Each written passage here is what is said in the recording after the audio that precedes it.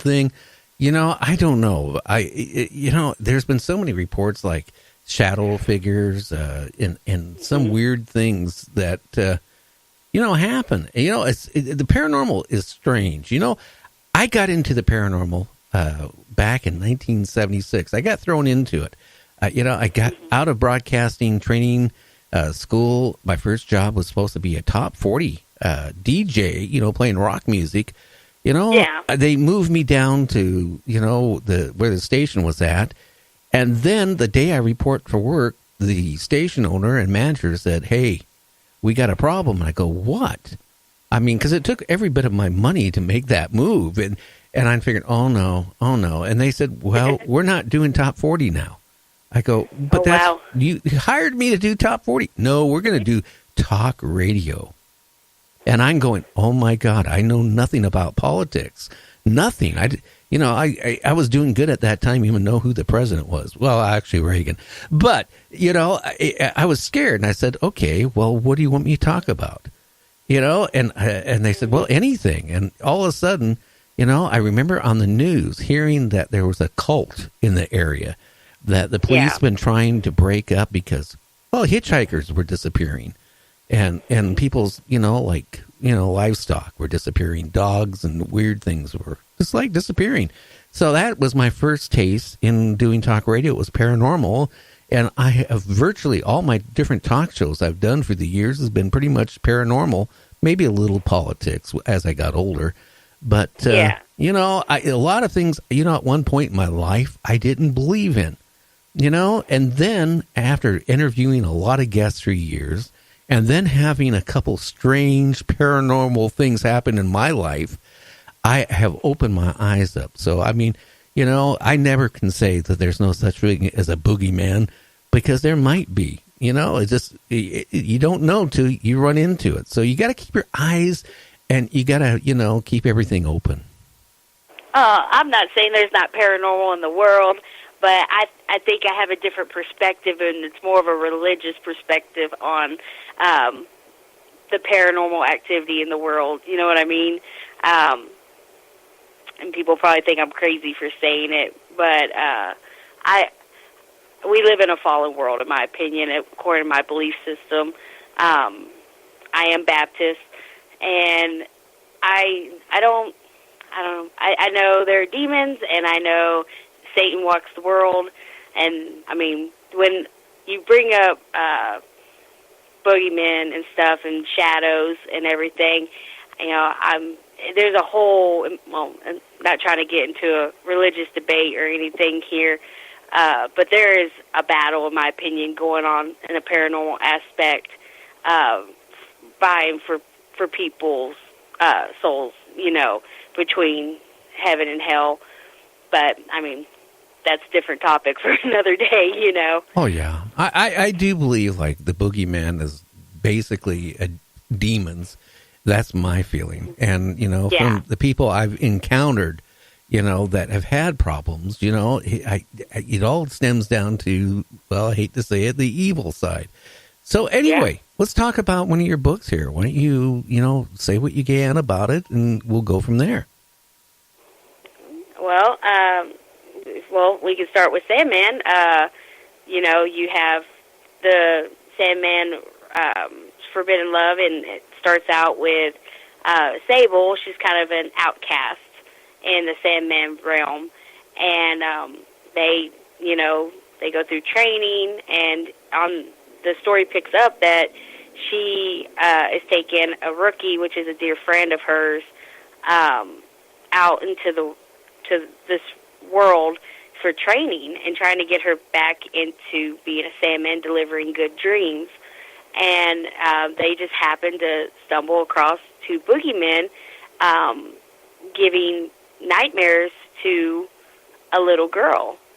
And Jenny, who is this very shy and kind of a defeated type personality, after some bad things had happened to her, it's just like it snapped in her, and she couldn't take it no more, and she gets this fighting drive. And then this fight ensues in this little girl's bedroom, and it blows up, and I don't want to give away the whole story either. That's the trouble with talking about books. You don't want to give away the whole story, but the battle happens, and Sable ends up kidnapped by one of the boogeymen, and he takes her back to the realm of nightmares. Oh, wow. And so I wanted to, in my story, give this whole original new perspective to both parties, to the Sandmen and to the boogeymen, and a side that you hadn't seen before. What would the realm of nightmares look like? What would the realm of Sandman look like? And I kind of use almost a heaven-hell type perspective for both sides. A light and goodness and all things great for the Sandman realm, and then you have just darkness and, swamp-type lands in the boogeyman realm. And come to find out, there's something different about this boogeyman that kidnapped Sable. And the, romance ensues in the realm of nightmares between the two, and things start happening. Oh, wow. Now, when you were writing this book, was it coming to you as you were typing it on your computer, or was it coming to you like when you went to bed at night, you kind of laid there and were getting dreams, and, you kind of like, I've talked to some authors, they said that some of their best plots of their books comes to them when they're sleeping. They have a notebook right next to on their nightstand, and then they kind of wake up and write down what their dream was about, and then embellish it into their book. That is very true. That is so true. That's how the story started out for me, was a dream, and and then it just came to me as I was writing it. But it haunted my dreams until I got the entire book out. It's all I thought about, pretty much obsessively, till I got it out and I got it right, in my opinion. But I did do some research. You have to do some research, even if you want to go against the grain and be original. You still, want to do research on the facts and stuff. But a lot of the research I did was a bunch of folklore, and I wanted to make it more interesting than that. And some of the folklore, that Sandmen weren't good men; they was just boogeymen, and but they still called them Sandmen in general. So I just kind of went with my own ideas. Now, I got to ask you a question, Kristen. Is there a difference between a Sandman and a boogeyman? Yes. Well, can you explain that to the listeners? Sandmen, they grace you with wonderful dreams, any kind of great dream you can think of, and then when you get to boogeymen, they just want to torture you. They want the fear. They feed off of the fear that comes from the human sleeping. But the Sandmen feed off of the good dreams. It's what keeps them alive and flowing in their little realm. Well, Kristen, how many people are adults? And I hear it quite often on my show, either with the guests or caller-ins. There's a lot of adults out there that are scared of the boogeyman. They go to bed at night. If, they're watching TV and their room, the light is off and it's only the TV light, or even like if they're listening to their, my show at night on a replay, right? They drop something on the floor, and they will not, if it goes under the bed, they won't pick it up to, the morning, because they're scared that if they pick it up and they put their hand under the bed to grab it, they'll get pulled under. I hear this from so many adults yet, saying that they're scared of the boogeyman. Yes, I used to be one of those people that I wouldn't even let my foot hang off the side of the bed because I was afraid something was going to reach up and grab me. I know there is that fear out there. You have people that won't go into a dark room, or they'll turn off a light and take off running, to get to that next room where the light is, because they're afraid something's going to reach out and grab them. Yes, I see that a lot, even amongst friends of mine. Well, even myself, there has been times I've watched a real scary movie late at night while my wife is snoring next to me.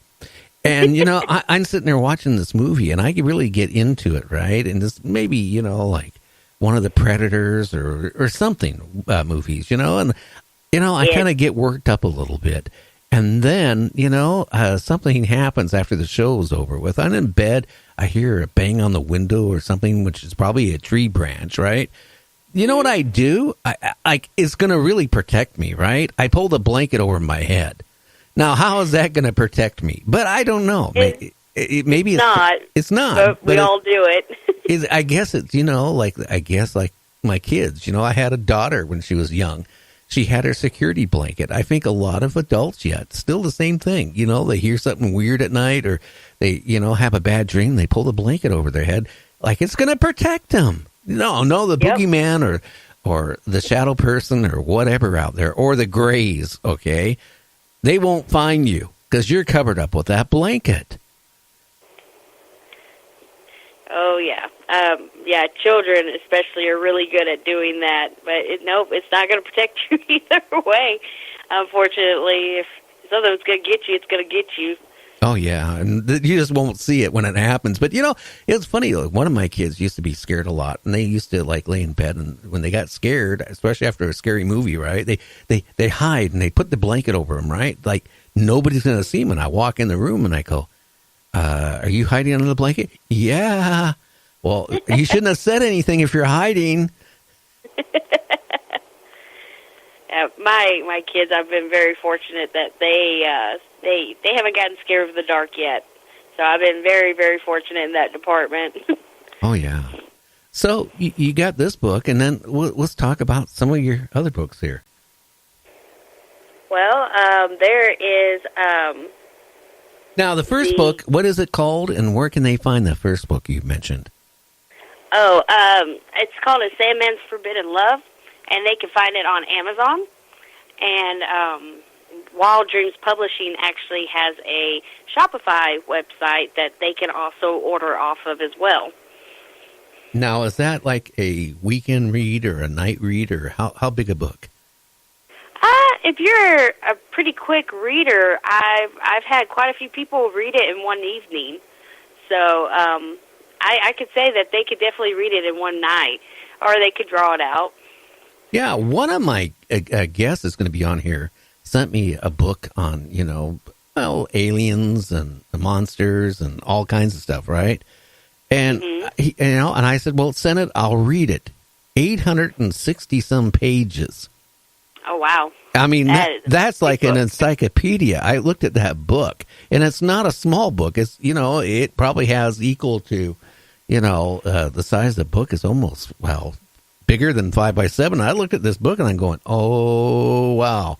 That is not a weekend read. That's like a 2-week read off and on. Yeah, that would definitely take me a few weeks to get through. Wow, okay. My book. Go ahead. I was going to say my book, it's definitely a night read compared to that. Now, does he have any graphics in it, pictures and stuff like that, or is it all pretty much text? Oh, it's all text. All my books are just text. Okay. Now, let's get into your other book, your second book. Well, Grim Love, I actually wrote during the same time that I was writing A Sandman's Forbidden Love. It was... it kind of came to me in a dream as well.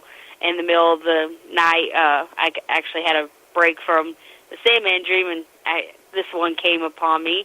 And it's a story full of reapers, actually. And my book, Grim Love and The Child with Silver Eyes and A Sandman's Forbidden Love, they're actually part of my Hybrid Love anthology series. Even though Sandman is a standalone in the series,